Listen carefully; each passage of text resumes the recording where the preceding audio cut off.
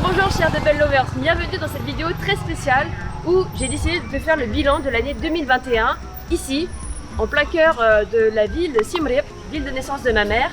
Donc on est au Cambodge. Dans mes vidéos, j'aime parler de bubble tea, j'aime parler de bouffe, mais j'aime surtout parler d'entrepreneuriat. En 2021, le premier des éléments qui m'a vraiment rendu, qui me touche, c'est vraiment le lancement de la marque Mamie Bun.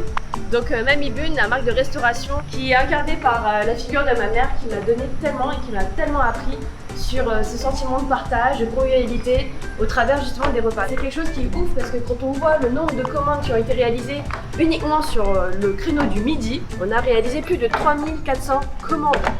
Donc c'est juste dingue. Donc grosse fierté. Je suis très contente. Donc ça c'est un élément franchement auquel on ne s'attendait pas. Deuxième accomplissement, la bananeraie.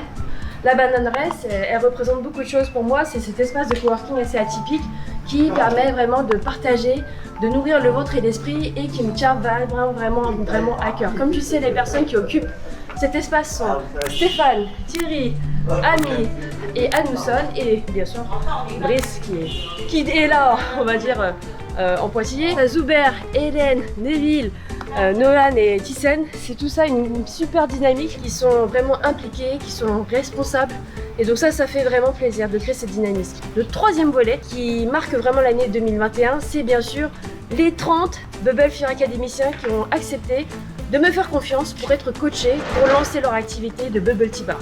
Donc ça c'est un élément très notable, c'est vraiment quelque chose dont je suis... Qu'est-ce que tu fais?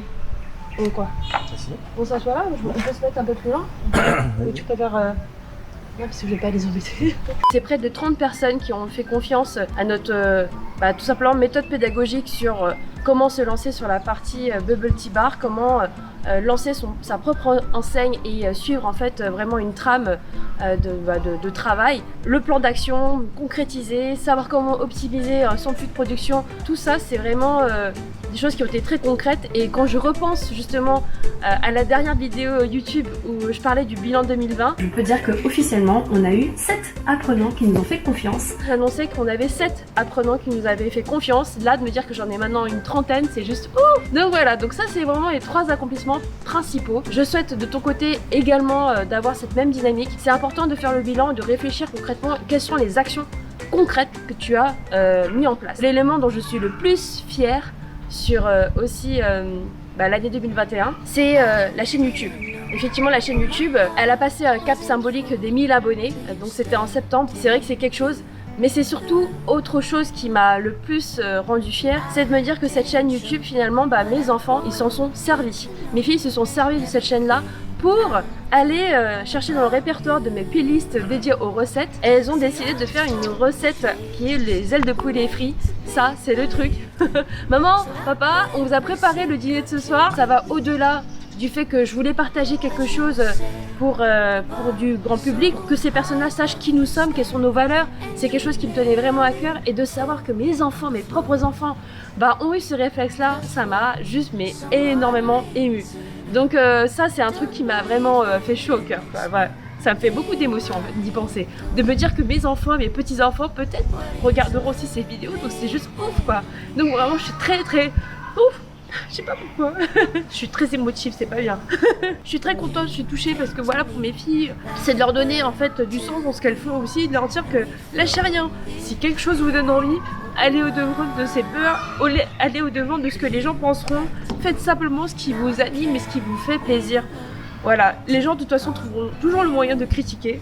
Ah, c'est un message fort là, je sais pas pourquoi. Mais en tout cas, voilà, je vous dis simplement, suivez votre instinct, suivez votre cœur et passez à l'action.